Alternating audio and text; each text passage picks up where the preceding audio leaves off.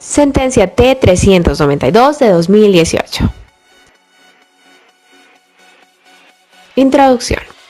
Compete estudiar de la presente línea jurisprudencial dos puntos principales: los derechos pensionales de la cónyuge y o compañero o compañera permanente del beneficiario después de muerto, el defecto fáctico en el que incurren las autoridades administrativas o judiciales cuando se desconoce o se valora erróneamente el contenido del material probatorio.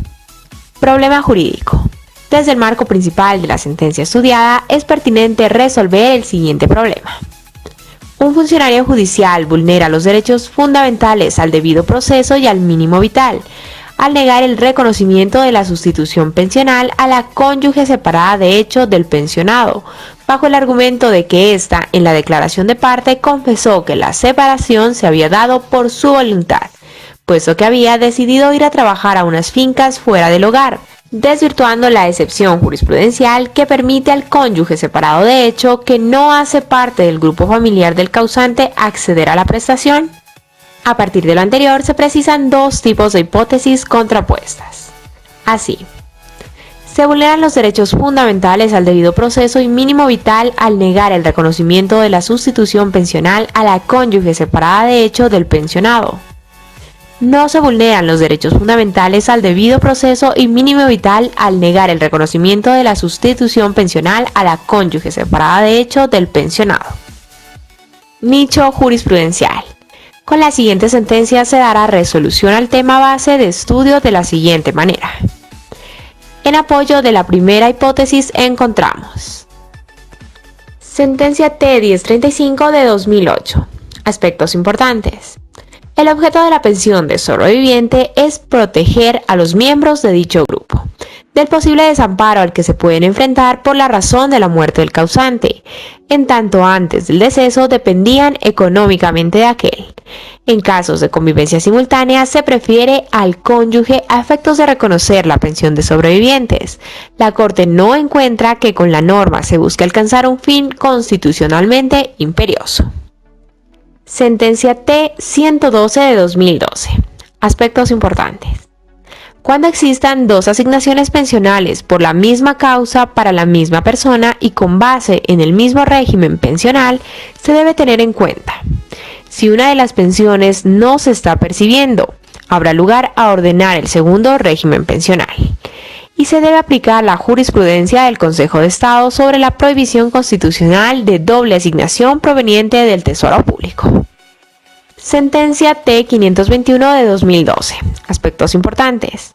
El defecto fáctico es un error relacionado con asuntos probatorios que tiene dos dimensiones: una negativa por omisiones del juez al ignorar o no valorar injustificadamente una realidad probatoria, y una positiva al valorar y decidir con fundamento en las pruebas ilícitas, debiendo tener en cuenta el principio de inmediatez, según el cual se debe analizar el tiempo transcurrido y ausencia de las razones para no haber actuado de manera oportuna. Sentencia T-605 de 2015. Aspectos importantes. La finalidad de la sustitución pensional y de la pensión de sobrevivientes es que los beneficiarios del pensionado fallecido puedan continuar recibiendo los beneficios asistenciales y económicos que aquel les proporcionaba, para que en su ausencia no vean disminuidas sus condiciones de vida. Habrá defecto fáctico en el caso cuando el juez niega o valora la prueba de manera arbitraria, irracional y caprichosa, o simplemente omite su valoración y sin razón valedera da por no probado el hecho o circunstancia demostrados clara y objetivamente. Sentencia T-076 de 2018. Aspectos importantes. La Corte enfatiza que la diferencia entre sustitución pensional y pensión de sobreviviente es su naturaleza, ya que la primera es la transmisión de la pensión del causante a quien sean sus beneficiarios, y la segunda es un beneficio para la familia del causante. Para el caso, al existir cónyuge y compañera permanente sin simultaneidad de convivencia, se tendrá en cuenta el artículo 13 de la Ley 797 de 2003. Y en cuanto al defecto fáctico, la Corte precisa que no haber tomado en cuenta el artículo citado y además desconocer el tiempo de convivencia, se hizo una indebida valoración probatoria configurando la vía de hecho. Y en apoyo de la segunda hipótesis encontramos la sentencia T-205 de 2012. Aspectos importantes. La acción de tutela es improcedente para el reconocimiento y pago de los derechos pensionales, salvo que se demuestre al menos sumariamente la existencia de un perjuicio irremediable, o que los otros medios ordinarios de defensa con los que se cuenta no sean eficientes para proteger los derechos invocados, siempre y cuando exista certeza sobre la titularidad del derecho exigido y el asunto puesto a consideración del juez de tutela sea de relevancia constitucional. Conclusiones finales. La seguridad social es un servicio público y un derecho de carácter irrenunciable, el cual debe ser prestado por el Estado con fundamento en los principios de eficiencia, universalidad, solidaridad, integridad, unidad y participación.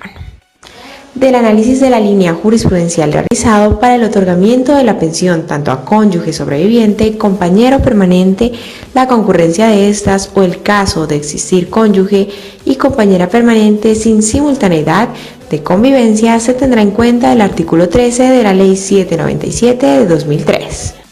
El reconocimiento de la sustitución pensional y pensión de sobrevivientes busca evitar una transgresión al derecho al mínimo vital, evitando un posible desamparo o deterioro de las condiciones de vida al que se pueden enfrentar por la razón de la muerte por depender económicamente del causante. La Corte diferencia entre sustitución pensional y pensión de sobreviviente, entendiendo la primera como la transmisión de la pensión del causante a quien sean sus beneficiarios y la segunda como un beneficio para la familia del causante, siempre que no haya adquirido la pensión por invalidez o vejez y que exista el cumplimiento de los requisitos legales. La jurisprudencia constitucional ha precisado que de no realizar una adecuada valoración probatoria de manera arbitraria, irracional y caprichosa, se incurre en un defecto fáctico.